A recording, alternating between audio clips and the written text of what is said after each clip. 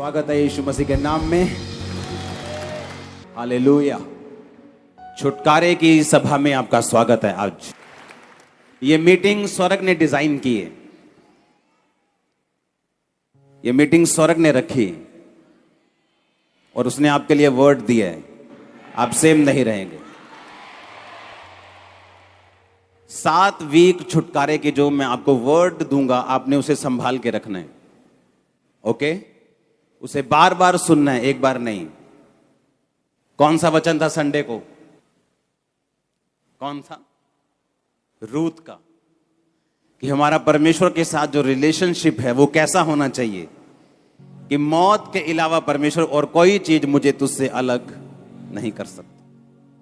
अब तो मौत भी नहीं कर सकती, पुराने टाइम में मौत कर सकती थी। उसने कहा अब तुम अनंत जीवन के लिए बुलाए गए हो। मतलब कोई परीक्षा, कोई दुख, कोई प्रार्थना का पूरा ना होना, कोई कलेश, कोई ठोकर हमें परमेश्वर के प्यार से अगर अलग नहीं कर सकती, तो हम परमेश्वर के बड़े छुटकारे के लिए फिर तैयार हैं। दूसरा वचन मैंने आपको क्या दिया था?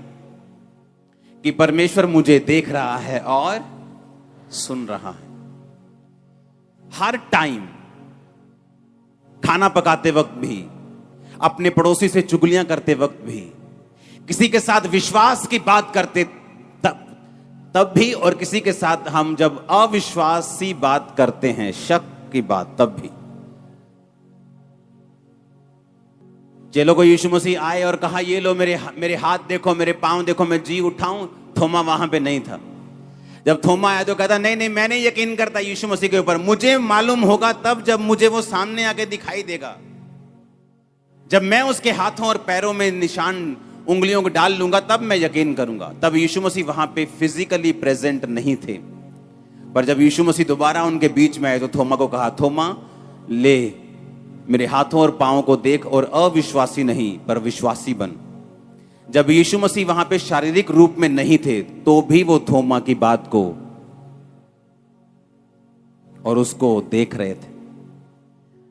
आप चर्च में हैं और प्रार्थना कर रहे हैं, या घर में अपने प्रेयर रूम में, परमेश्वर तभी आपकी प्रार्थना नहीं सुन रहा है, तभी आपको नहीं देख रहा। जब आप यहां से वापस जाएंगे, अपने ऑटो में, अपनी कार में, अपनी बस में बैठेंगे, वो तब भी आपको देख रहा है और सुन रहा है। जब ये मेंटालिटी एक विश्वासी की जिंदगी में आ जाती है कि उसके काम करते वक्त भी, अगर तुम मिस्त्री हो, जब तुम ईंट लगा रहे हो और सीमेंट लगा रहे हो, तब भी वो तुम्हें देख भी रहा है और सुन भी रहा है।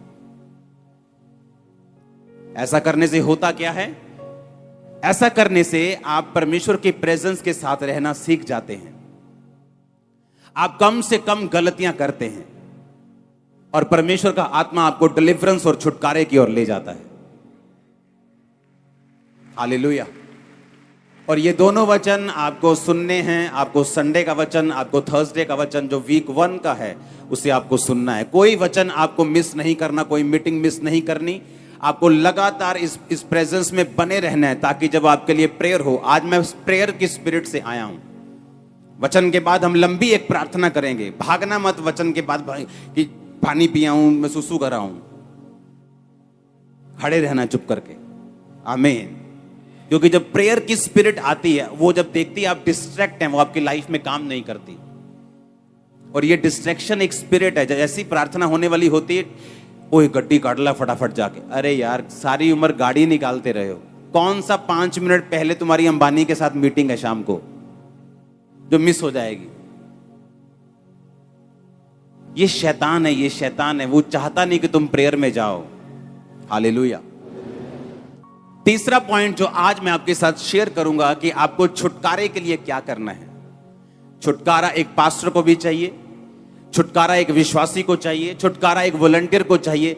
हर एक व्यक्ति की लाइफ में छुटकारा उसकी अपनी हिसाब से, उसकी लाइफ के हिसाब से, करंट सिचुएशन के हिसाब से उसको चाहिए होता है। आमीन। दाऊद को चाहिए था कि जब वो मसा हुआ, उसके बाद उसको छुटकारा चाहिए था कि वो किसी का राजा बने, एक गोत्र का राजा बना। उसके बाद उसका छुटकारा यह था कि वो सारे गोत्रों का राजा बने। उसके बाद उसका छुटकारा यह था कि उसका अपना निज पुत्र उसकी गद्दी के ऊपर बैठे और कोई भी जन उसको मार के वो गद्दी ना ले सके। हर टाइम आपको छुटकारे की जरूरत है। एक फैमिली में बेटा नशे करता है, आपको छुटकारा चाहिए। हस्बैंड वाइफ के नहीं बनती, आपको डिलीवरेंस चाहिए। आपका फाइनेंस अच्छा नहीं होता, आपको डिलीवरेंस चाहिए, और इन 7 हफ्तों में डिलीवरेंस आपके पास होगी। ये 7 हफ्तों में जो वचन आपको मैं दूंगा, अगर आपने माना और सुना और आपने प्रेयर मेरे साथ की, आप स्पर्श को लेके वापस जा रहे हैं। हालेलुया। तीसरा पॉइंट लिखो अपनी कॉपी के ऊपर, अगर आपको डिलीवरेंस चाहिए आपकी लाइफ में, जिसके ऊपर आपकी लाइफ निर्भर करती है, तो आपको अपनी बुलाहट को फॉलो करना होगा। लिखो,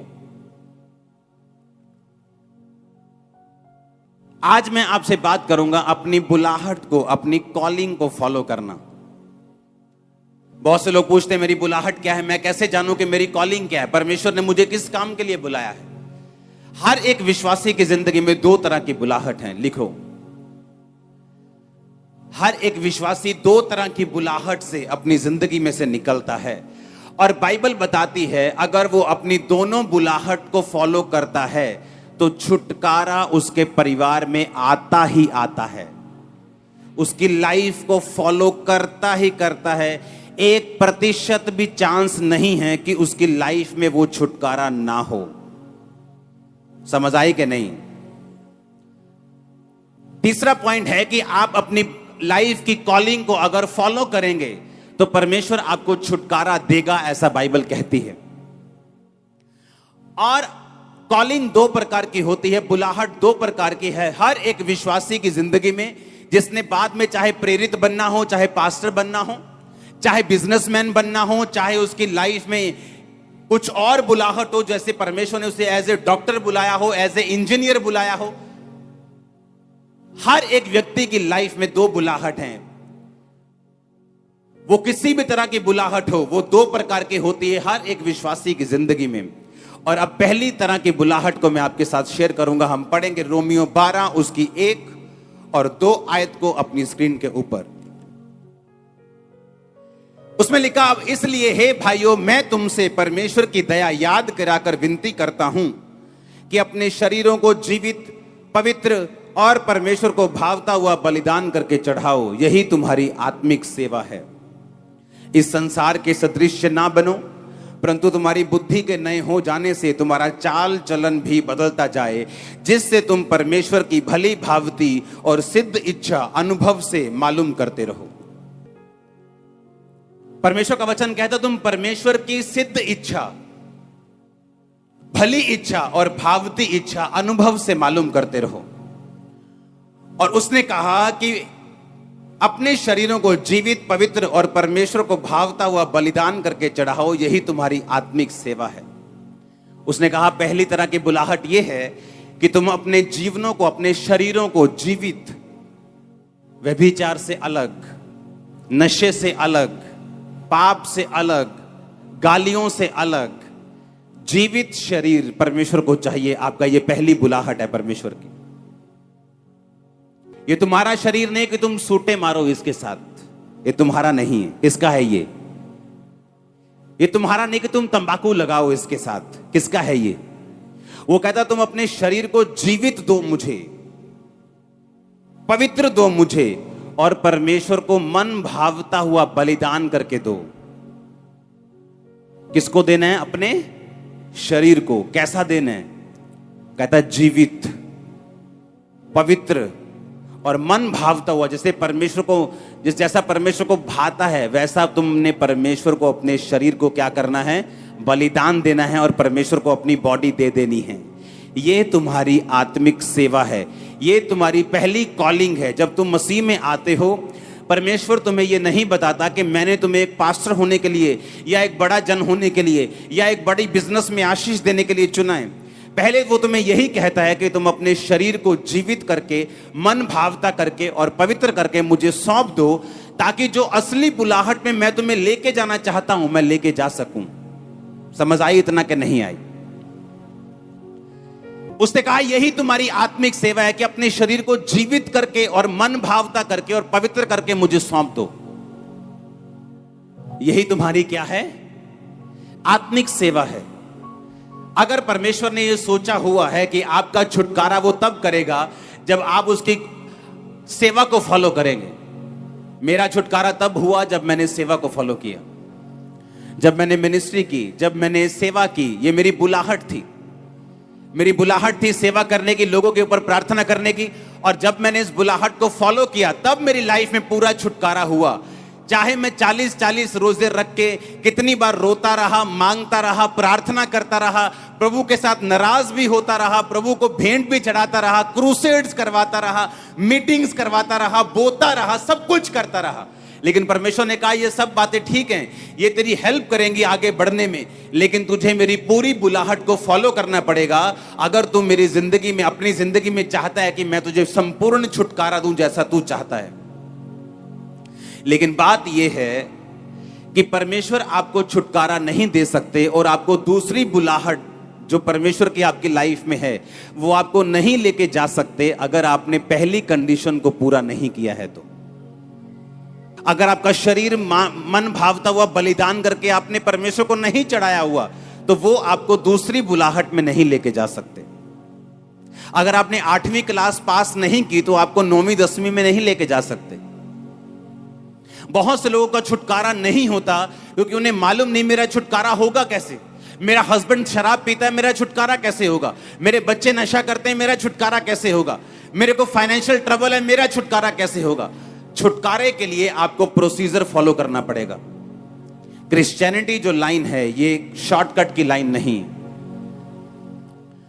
आपको हर एक कोर्स को फॉलो करना पड़ेगा, हर एक लाइन को फॉलो करना पड़ेगा और परमेश्वर आपके साथ होंगे।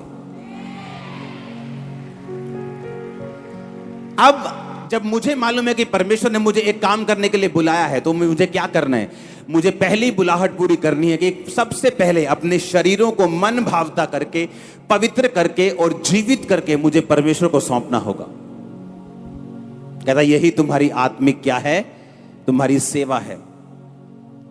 कहता तुम्हारे बुद्धि के नए होने से तुम्हारा चाल चलन भी बदलता जाए। और बुद्धि नहीं कैसे होगी, जब हम अपने शरीर को वचन के आगे सौंप देंगे। हम रोज परमेश्वर का वचन पढ़ेंगे, हमारी बुद्धि नहीं होती जाएगी। जब बुद्धि नहीं होती जाएगी चाल चलन बदलता जाएगा और जैसे ही हमारा चाल चलन उस लेवल पे आ जाएगा परमेश्वर आपको दूसरी बुलाहट से बुला लेंगे, आपसे अपने काम लेना शुरू करेंगे और छुटकारा आपके पास होगा जो आपको चाहिए। आपको कितनी जरूरत है हीलिंग की, आप कितना रोती हैं, कितना तड़फती हैं, इस बात से आपकी चंगाई नहीं होगी। दुख के हिसाब से चंगाई नहीं होती। बाइबल में हमें लगता है 45 साल से मेरे बच्चा नहीं, अब मैं चर्च में आ गई हूं अब तो होगा। ये मायने नहीं करता कितने साल से नहीं हुआ।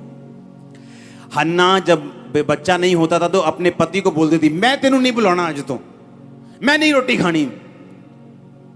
वो बोलता था मेरा कसूर क्या है। मेरी दूसरी पत्नी के, पुराने टाइम में एक से ज्यादा पत्नियां होती थी, वो बोलता था दूसरी पत्नी के है, तेरे नहीं। अगर यहोवा ने तेरी कोख को बंद किया है तो मेरा क्या कसूर है।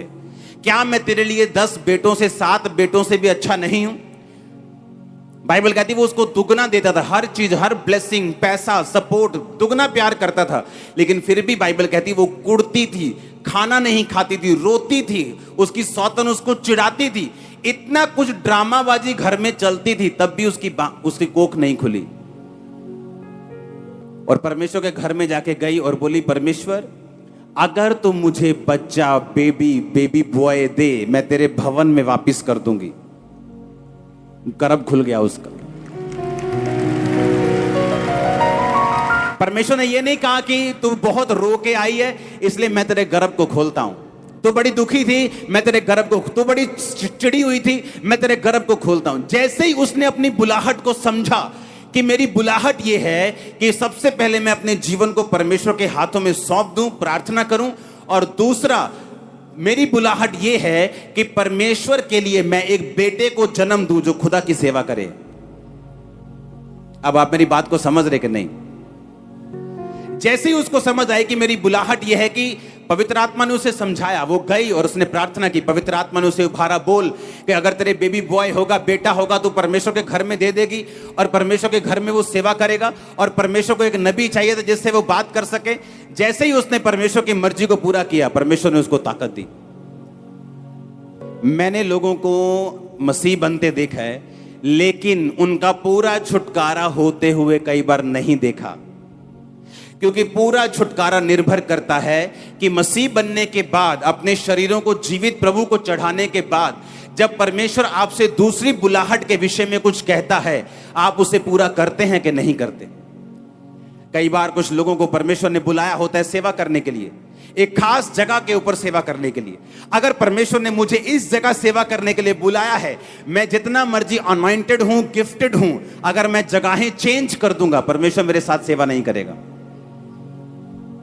मैं पूरी दुनिया में जाऊंगा इस्तेमाल होने के लिए, वो बात अलग है, लेकिन मेरी मेजर सेवकाई कहां है?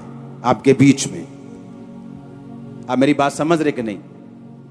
मेरी ब्लेसिंग भी यहीं पे है, मेरी प्रोटेक्शन भी फिर यहीं पे है, सारा कुछ यहीं पे है, क्योंकि मेरी कॉलिंग ये है, मेरी बुलाहट ये है।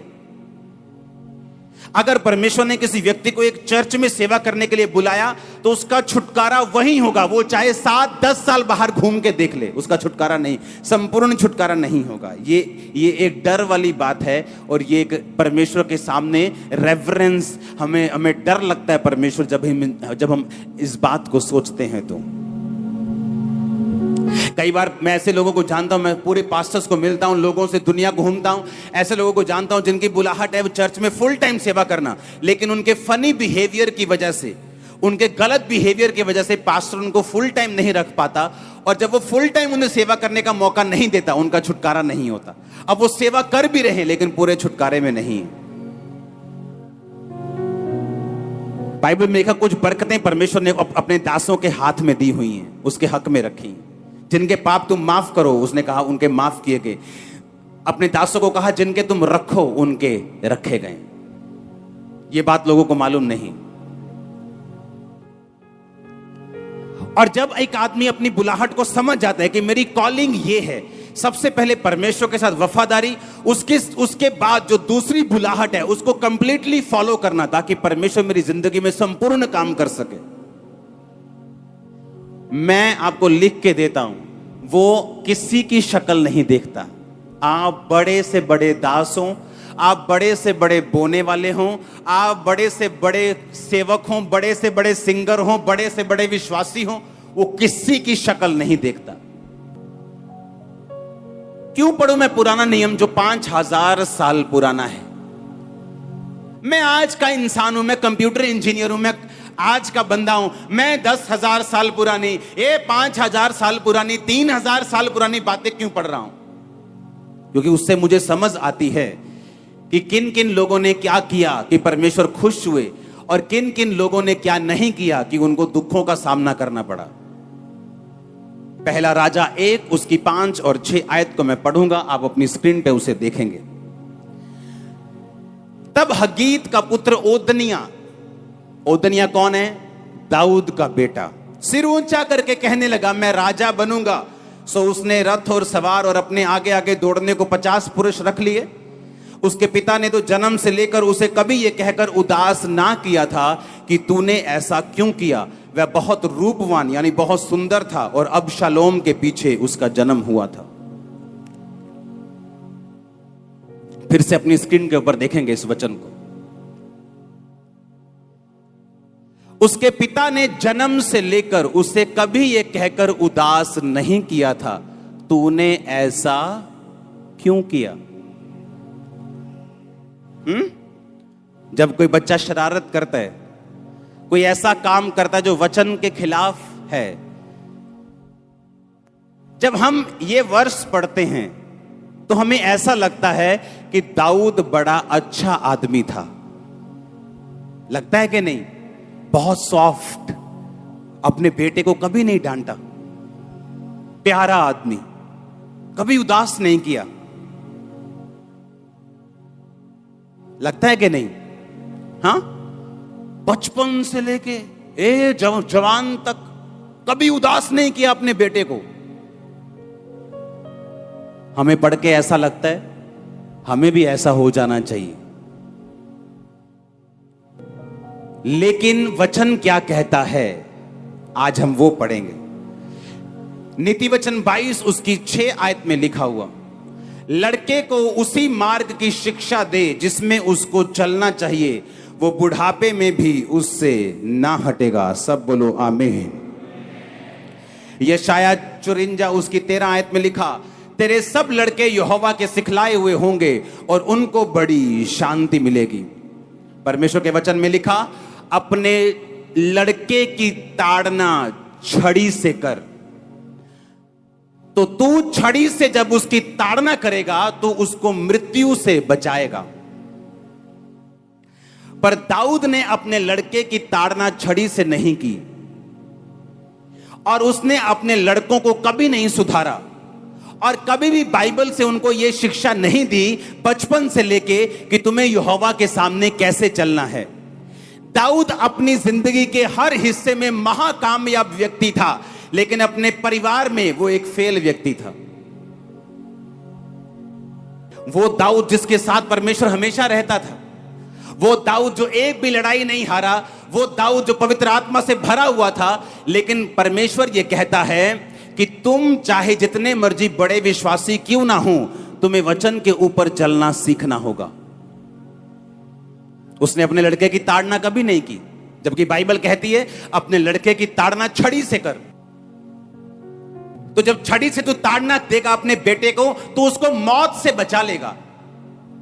पर दाऊद ने कभी अपने बेटे को ताड़ना नहीं दी, उसको कभी उदास नहीं किया, उसको हमेशा शाबाशी देता रहा और बोलता रहा कोई बात नहीं, सियाना हो जाएगा। आप मेरी बात समझ रहे कि नहीं? और सिर्फ एक ही ऐसा क्षेत्र, एक ऐसा एरिया, एक ऐसी चीज थी जिसमें दाऊद फेल था, वो था उसका परिवार। कारण यह था परमेश्वर के वचन को इग्नोर करना और दूसरा बैतशेबा के साथ व्यभिचार करना। आप मेरी बात समझ रहे कि नहीं? उसके परिवार में छुटकारे की कमी इसलिए थी क्योंकि वो परमेश्वर के वचन को पूरी तरह से फॉलो और अपनी बुलाहट को फॉलो नहीं कर पाया। आप अपने बच्चों को समझाना नहीं चाहते, आप बोलते हो नहीं नहीं ये तो अभी जवान है, जवानी में गलतियां करते हैं। अरे जवानी में गलतियां नहीं करते, क्या जवानी क्या बुढ़ापा, गलती गलती है। आप उसको समझाते नहीं, आप कभी छड़ी नहीं उठाते और आप अपने बच्चों को नरक के लिए तैयार कर देते हैं। और जब वो बड़ा हुआ कहता मैं राजा बनूंगा, अपने बाप से सलाह तक नहीं की, कहता मैं राजा बनूंगा। और बाइबल कहती सब लोगों को गया, लेके गया प्रभु, एक बड़ा भोज दिया और अनाउंस कर दिया कि मैं इजराइल का राजा हूं। और बाइबल कहती जब सुलेमान राजा बनाया गया, ये ओतनिया मारा गया। काश इसका बाप इसे मारता छड़ी से तो ये मौत से ना मरता। और बहुत कम लोगों में ये फादर का हार्ट होता है जो लोगों को सही रीति के साथ सिखाना चाहते हैं, नहीं तो कोई ये सिरदर्दी लेना नहीं चाहता। हालेलुया। उसने कहा जो पहला काम तेरा है वो ये है कि अपने शरीरों को पवित्र मन भावता जीवित करके परमेश्वर को चढ़ाना, और तेरी बुद्धि नहीं होनी चाहिए जो बाइबल कहती है, तेरी बुद्धि उसके अनुसार होनी चाहिए, ना कि जिस हिसाब से तेरे परिवार, तेरे बूढ़े, तेरे दादा परदादा चलते आए, ना कि उस हिसाब से, बल्कि बाइबल के हिसाब से। आप मेरी बात समझ रहे कि नहीं? एक ही जगह दाऊद ने फेलियर देखा, वो क्या था? उसका परिवार। एक ही जगह उसने फेलियर को महसूस किया अपनी लाइफ में, वो कहां पर? उसके परिवार के ऊपर। क्योंकि दाऊद ने हर एक वर्ड को फॉलो किया, बस ये वचन उसने फॉलो नहीं किया कि अपने लड़के की ताड़ना छड़ी से कर। अपने लड़के को तभी सिखा जब वो बच्चा है, जब वो बड़ा हो जाएगा वो हटेगा नहीं। आज आपके बच्चे अगर चर्च में नहीं है पढ़ाई के नाम पे कि उन्होंने पढ़ना है, ट्यूशन है, तो आप उनको तैयार कर रहे हो कि जब बड़े होकर वो रिबिलियस हो जाएंगे, खुदा के खिलाफ हो जाएंगे, परिवार के खिलाफ हो जाएंगे, आप उनकी जिंदगी में कुछ नहीं कर सकेंगे। आज अगर एक 10 साल का बच्चा पाप को समझता है, पहले 20 साल का बड़ा पाप को समझता था, टाइम जैसे जैसे दिन बुरे होते जा रहे हैं, अंधेरे होते जा रहे हैं, फिर 16 साल का 15 साल का बंदा पाप को समझने लगा। आज 8 साल का बच्चा भी पाप को समझता है। अगर वो पाप को समझता है तो चर्च क्यों नहीं लेके आए तुम लोग? अगर वो समझता है पाप क्या है तो ये भी समझेगा वचन क्या है। अगर वो पाप को समझता है तो परमेश्वर को भी समझेगा। तो वो घर पे क्या कर रहा है? वो आज बीमार है, वो बात समझ आती है कि थोड़ा ठीक नहीं है, घर पे है, लेकिन अच्छा भला घर पे ये बात समझ नहीं आती। हमें वो करना होगा जो परमेश्वर का वचन कहता है। हमें पहली बुलाहट को फॉलो करना होगा और उसके बाद दूसरी बुलाहट परमेश्वर हमें भली भांति और सिद्ध इच्छा हमें अनुभव से मालूम होगी कि कहां पे परमेश्वर का आत्मा मेरे साथ रहता है। जब मैं इस जगह पे सेवा करता हूं, जब मैं ऐसे करता हूं, परमेश्वर का आत्मा मेरे साथ रहता है। जब मैं ऐसे परमेश्वर के साथ चलता हूं तो मुझे फ्लो फील होता है। जब मैं इस तरह से परमेश्वर के साथ चलता हूं तो मुझे महसूस होता है कि हां, मैं सही कर रहा हूं। कितने मेरी बात को समझ रहे हैं? और तब हमें मालूम होता है कि हां, हम परमेश्वर की दूसरी बुलाहट में एंटर कर चुके हैं। आमीन। आप चर्च में आते जा रहे हैं, अपनी जिंदगी परमेश्वर को आपने दे दी, अपने शरीरों को बलिदान करके परमेश्वर को दे दिया। धीरे धीरे आपको समझ आती है मुझे सुसमाचार देना है। धीरे धीरे आपको समझ आती है मुझे अपने अगुए के लिए 40 रोजे रख के प्रार्थना करनी, मुझे अपनी बहन के लिए प्रार्थना करनी, मुझे बीमारों के लिए प्रार्थना करनी। धीरे धीरे धीरे आप उस सेवा में एंटर करना शुरू और बुलाहट में एंटर करना शुरू कर देते हैं और वही छुटकारे का कारण बनती है। आमीन। और आप देखते हैं उसके बाद आपका फाइनेंस छूट रहा है, आपका शरीर हील होना शुरू हो गया, दुष्ट आत्मा पुरानी बात हो चुकी, शैतान जा चुका है, बीमारियां जा चुकी, स्ट्रेस खत्म हो चुका है, डिप्रेशन खत्म हो चुका है। आप अपनी लाइफ में फिर नोटिस करते हैं। आमीन। हालेलुया।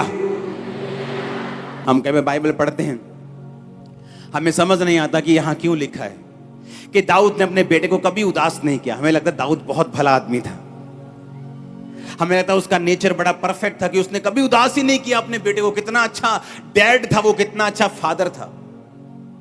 आप परमेश्वर से ज्यादा धर्मी नहीं हो सकते, आप उससे ज्यादा पवित्र नहीं हो सकते, आप उससे ज्यादा समझदार नहीं हो सकते। जब उसने शाऊल को बोला कि जा और अमालेकियों को मार दे, तो शाऊल ने उनको छोड़ दिया और वही अमालेकियों ने तुम परमेश्वर से आगे नहीं जा सकते। हालेलुया। तुम उससे समझदार नहीं हो सकते, तुम उससे अधिक धर्मी, उससे अधिक पवित्र नहीं हो सकते। जो वो वचन में कहता है तुम्हें करना है, तुम्हारा छुटकारा उसी में है। आमीन। हालेलुया। अपने हाथों को उठा, बोलो थैंक यू जीसस। ऊंची आवाज से बोलो थैंक यू जीसस। बोलो खुदावंद ये वचन कि मैं तेरी बुलाहट को फॉलो करूं, मैं अपने शरीर को मन भावता हुआ बलिदान करके चढ़ाऊं, उसके बाद मैं वचन को पूरा करता हुआ दूसरी बुलाहट को, बाइबल कहती है, अनुभव से समझ लूं ताकि मेरा बड़ा छुटकारा हो, मेरी फैमिली का बड़ा छुटकारा हो। मैं तेरी हुजूरी में हूं, मेरी अगुवाई कर, मुझे गाइड कर।